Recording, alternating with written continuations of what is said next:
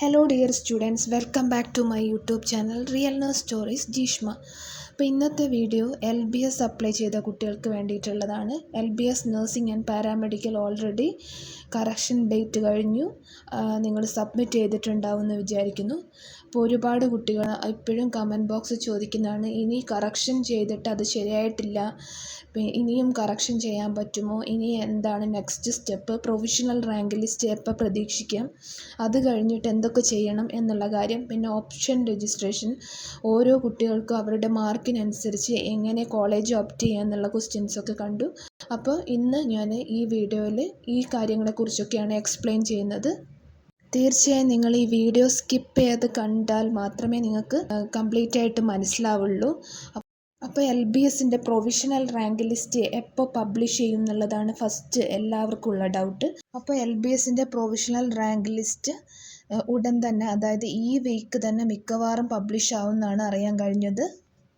Last ഇയറൊക്കെ LBSൻ്റെ rule പ്രകാരം once നമ്മുടെ provisional rank list വന്നതിന് ശേഷവും കറക്ഷൻ ടൈം കൊടുക്കുന്നുണ്ടായിരുന്നു. അതായത് എക്സ്ട്രാ നമുക്ക് ഇപ്പം എക്സാം, ഇമ്പ്രൂവ്മെൻ്റ് എക്സാമൊക്കെ എഴുതിയ അതൊക്കെ ആഡ് ചെയ്യാൻ, സർട്ടിഫിക്കറ്റ്സ് ആഡ് ചെയ്യാൻ, പിന്നെ എന്തെങ്കിലും നിങ്ങൾ നേരത്തെ കറക്ഷൻ ടൈം തന്നതിൽ എന്തെങ്കിലും കറക്ഷൻ ഉണ്ടെങ്കിൽ, വീണ്ടും നിങ്ങൾക്ക് എന്തെങ്കിലും മിസ്റ്റേക്ക് പറ്റിയിട്ടുണ്ടെങ്കിൽ അതൊക്കെ ചെയ്യാൻ നേരത്തെ സമയം കൊടുത്തിട്ടുണ്ടായിരുന്നു. പക്ഷേ ഈ വർഷത്തെ ഇതിൻ്റെ പ്രോസ്പെക്ടസ് ആണെങ്കിലും LBSൻ്റെ സൈറ്റിലാണെങ്കിൽ പ്രത്യേകം മെൻഷൻ ചെയ്തിട്ടുണ്ട്, വൺസ് കറക്ഷൻ ടൈം ഈ 8th വരെ ആയിരുന്നല്ലോ, ആ 8th കഴിഞ്ഞാൽ പിന്നെ നിങ്ങൾക്ക് റാങ്ക് ലിസ്റ്റിന് ശേഷം കറക്ഷൻ ടൈം കിട്ടില്ല എന്നുള്ളത് കൊടുത്തിട്ടുണ്ടായിരുന്നു.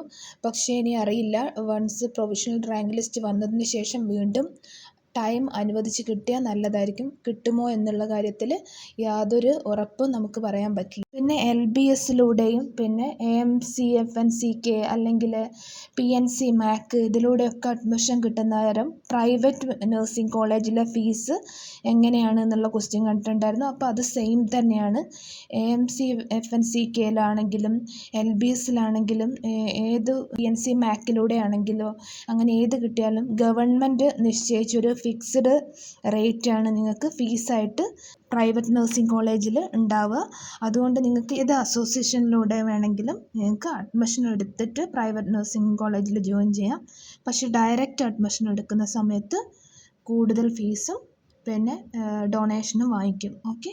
പിന്നെ LBSനൊരു ഗുണമുള്ളതെന്ന് വെച്ചാൽ പിന്നെ ഗവൺമെൻറ് നഴ്സിംഗ് കോളേജിൽ ബാക്കിയുള്ള അസോസിയേഷനിലൂടെ ഒന്നും അഡ്മിഷൻ എടുക്കില്ല. അപ്പം LBSലൂടെ ആണെങ്കിൽ നിങ്ങൾക്ക് ഗവൺമെൻറ് നഴ്സിംഗ് കോളേജിലേക്ക്, സിമറ്റിലേക്കെല്ലാം കൂടുതൽ അങ്ങനെയുള്ള കോളേജസിലും കൂടെ അഡ്മിഷൻ ലഭിക്കുന്നതാണ്. അപ്പോൾ അത് കുറച്ചും കൂടെ ഫീസ് ഇളവുണ്ടാവും.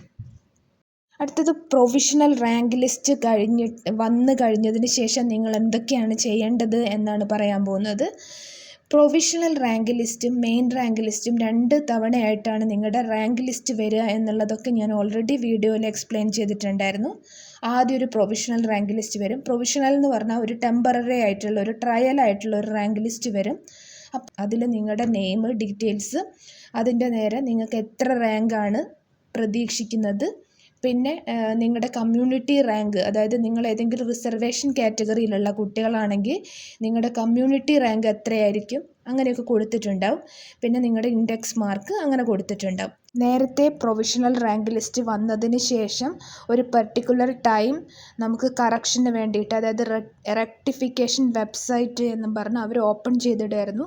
അതായത് കറക്ഷൻ ചെയ്യാൻ വേണ്ടിയിട്ട് ഇനി എന്തെങ്കിലും സർട്ടിഫിക്കറ്റ് ആഡ് ചെയ്യാനോ, അതായത് ഇമ്പ്രൂവ്മെൻ്റ് എക്സാമിൻ്റെയോ ഡോക്യുമെൻറ്റ്സ് ഈ പ്രാവശ്യം റെക്ടിഫിക്കേഷൻ ടൈം കിട്ടുമോ എന്നുള്ളത് പ്രൊവിഷണൽ റാങ്ക് ലിസ്റ്റ് വന്നതിന് ശേഷം മാത്രമേ നമുക്ക് കൺഫേം ചെയ്യാൻ പറ്റുള്ളൂ. അപ്പോൾ നിങ്ങൾ വെബ്സൈറ്റ്, അതായത് LBSൻ്റെ വെബ്സൈറ്റ് ഓപ്പൺ ചെയ്ത് നിങ്ങളുടെ ഐഡിയും അല്ലെങ്കിൽ മൊബൈൽ നമ്പറൊക്കെ യൂസ് ചെയ്തിട്ട് ഓപ്പൺ ചെയ്ത് ചെക്ക് ചെയ്യുക നിങ്ങൾക്ക് എന്തെങ്കിലും മെസ്സേജ് വന്നിട്ടുണ്ടോ എന്നുള്ളതൊക്കെ. ഇനി അഥവാ റെക്ടിഫിക്കേഷൻ വെബ്സൈറ്റ് ഓപ്പൺ ചെയ്യുകയാണെങ്കിൽ അപ്പോൾ കറക്ഷൻ ഡേറ്റൊക്കെ ഒരു ദിവസമൊക്കെ ആയിരിക്കും മിക്കവാറും കൊടുക്കുക. അപ്പോൾ പെട്ടെന്ന് തന്നെ നിങ്ങളുടെ സർട്ടിഫിക്കറ്റിൽ എന്തെങ്കിലും അപ്ലോഡ് ചെയ്യാനുണ്ടെങ്കിലോ അല്ലെങ്കിൽ കറക്ഷൻ ചെയ്യാനുണ്ടെങ്കിലോ ചെയ്യാം. അത് കഴിഞ്ഞ് ഒഫീഷ്യൽ റാങ്ക് ലിസ്റ്റ് വരുമെന്ന് പറഞ്ഞല്ലോ. ഒഫീഷ്യൽ റാങ്ക് ലിസ്റ്റ് വരുമ്പം അതിൽ കറക്റ്റ്, പിന്നെ അതിലൊരു ചേഞ്ച് ചെയ്യാൻ പറ്റില്ല.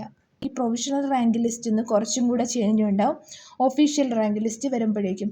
ഒഫീഷ്യൽ റാങ്ക് ലിസ്റ്റ് വന്നതിന് ശേഷം അതിൽ തന്നെ അതിൻ്റെ കമ്മ്യൂണിറ്റി റാങ്കും നിങ്ങളുടെ നോർമൽ റാങ്കും അതിൽ കാണിക്കുന്നതാണ്. ആ ഒരു മെയിൻ റാങ്ക് ലിസ്റ്റ് വന്നതിന് ശേഷമാണ് നിങ്ങൾ ഓപ്ഷൻ രജിസ്ട്രേഷൻ ചെയ്യുന്നത്. അതായത് ഏതൊക്കെ കോളേജാണ് നിങ്ങൾ ഓപ്റ്റ് ചെയ്യുന്നത്, ഏതൊക്കെ കോളേജിൽ നിങ്ങൾ അപ്ലൈ ചെയ്യണം എന്ന് തീരുമാനിക്കുന്നത്, ഏതൊക്കെ കോഴ്സിന് അപ്ലൈ ചെയ്യണം എന്ന് തീരുമാനിക്കുന്നത് ഈ ഒരു മെയിൻ റാങ്ക് ലിസ്റ്റ് വന്നതിന് ശേഷമാണ്.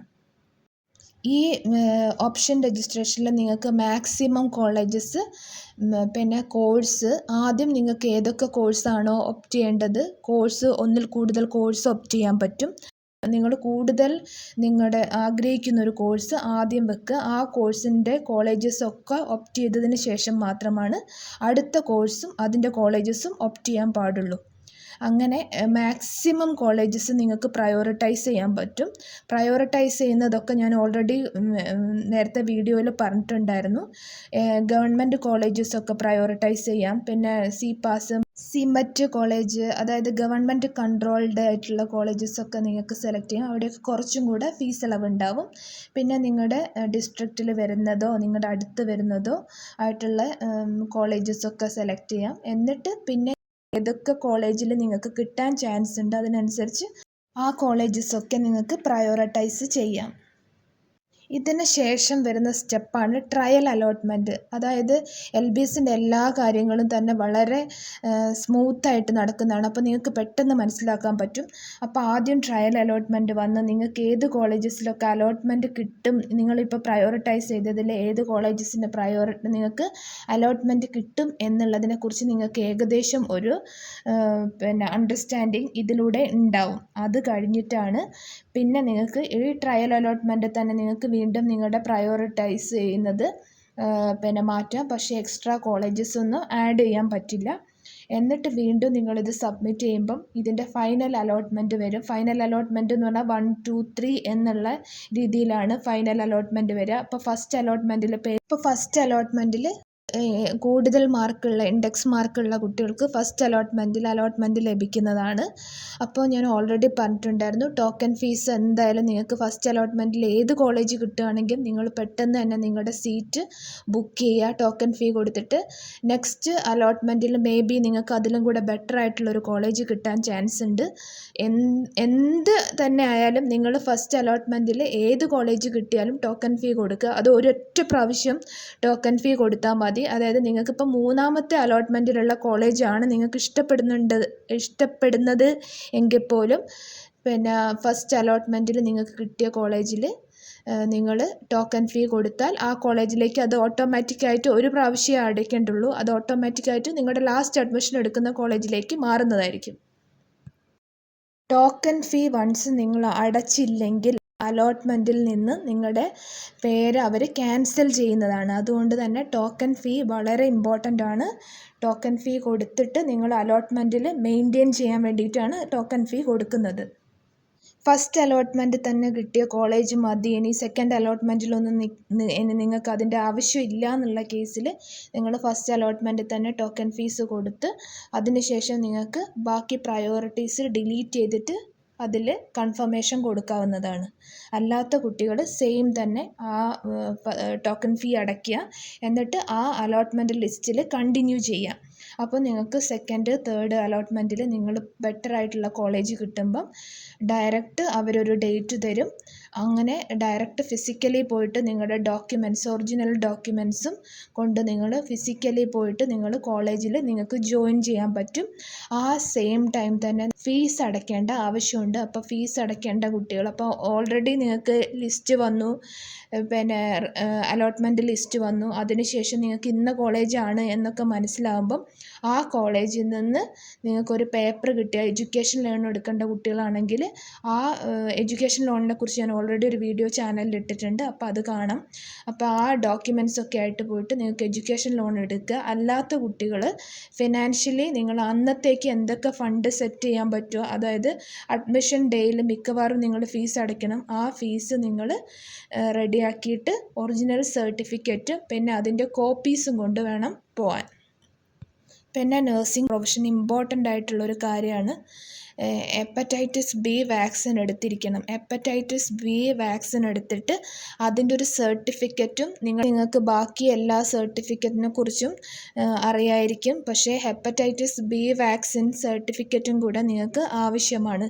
അപ്പോൾ അത് ഹെപ്പറ്റൈറ്റിസ് ബിയുടെ ഒരു വാക്സിനും പിന്നെ ഒരു ബൂസ്റ്റർ ഡോസും, അങ്ങനെ അതെനിക്ക് കറക്റ്റ് എത്ര ഡോസായിരുന്നു എന്നുള്ള ഓർമ്മയില്ല.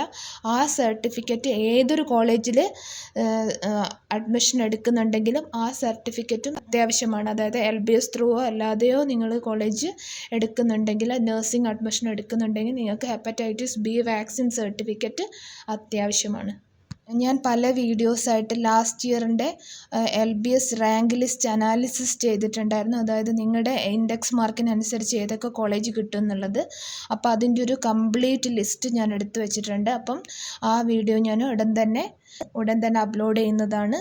അപ്പോൾ നിങ്ങളെല്ലാവരും അല്ലെങ്കിൽ ഈ ഒരു വീഡിയോയിൽ ഉൾപ്പെടുത്തിയാൽ ഈ വീഡിയോ ഭയങ്കര ലോങ് ആയിപ്പോവും. അപ്പോൾ ഞാൻ വേറൊരു വീഡിയോ അതിനായിട്ട് ചെയ്യുന്നതാണ്. അപ്പം താങ്ക് യു ഫോർ വാച്ചിങ്. നിങ്ങളെല്ലാവരും എൻ്റെ ചാനൽ സബ്സ്ക്രൈബ് ചെയ്ത് ബെല്ലൈക്കൺ പ്രസ് ചെയ്താൽ മാത്രമേ നിങ്ങൾക്ക് ഇനിയുള്ള കൂടുതൽ അപ്ഡേറ്റ്സൊക്കെ കൃത്യമായിട്ട് അറിയാൻ പറ്റുള്ളൂ. Thank you for watching.